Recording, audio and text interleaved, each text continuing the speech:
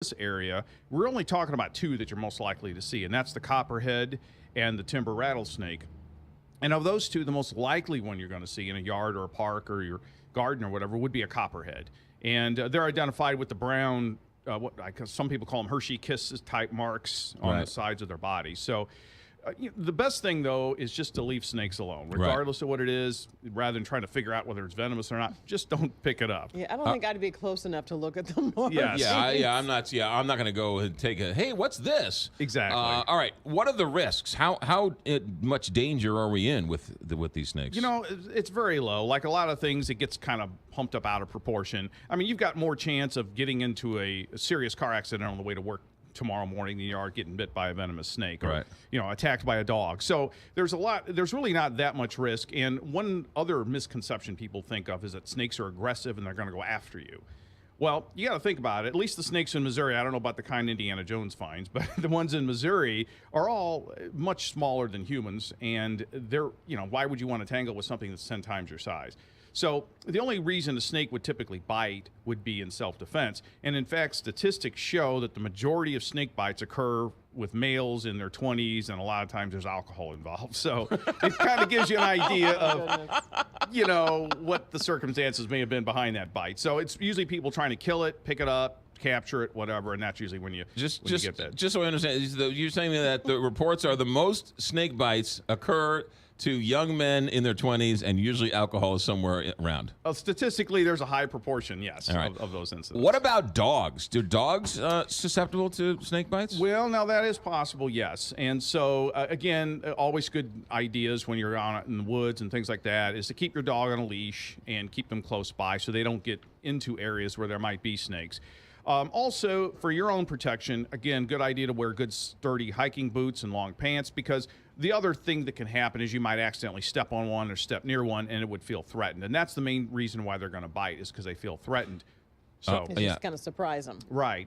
And another thing, we've had incidents where people are going into their wood piles, picking out wood and stuff like that, and the snake's in there, the hand comes in, the snake panics and bites. So again, wear leather gloves and long sleeves when you're in those situations will minimize the risk. So you wouldn't necessarily find a snake in your cabin, in your bed?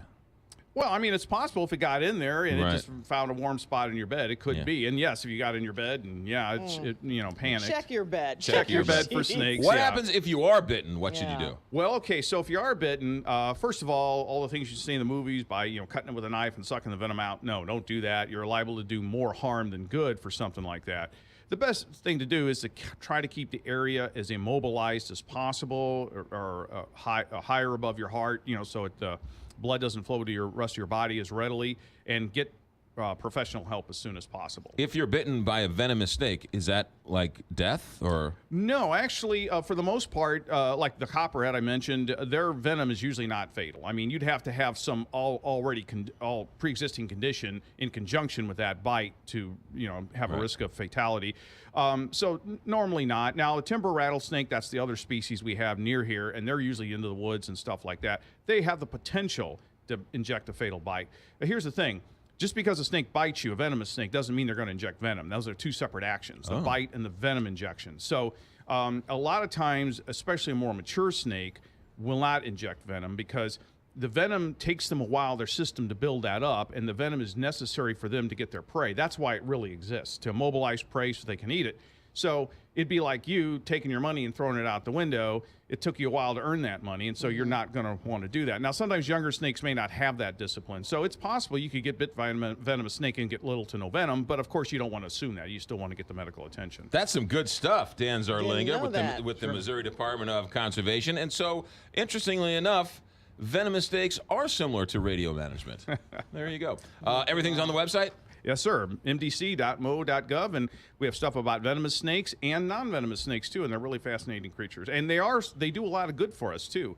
They eat rats, snakes, and other things. Rats and mice and things like that do cause us more problems. You are an interesting character, that's for sure. And I don't even eat rats and snakes. Dan Zarlenga, have a good week. Thanks.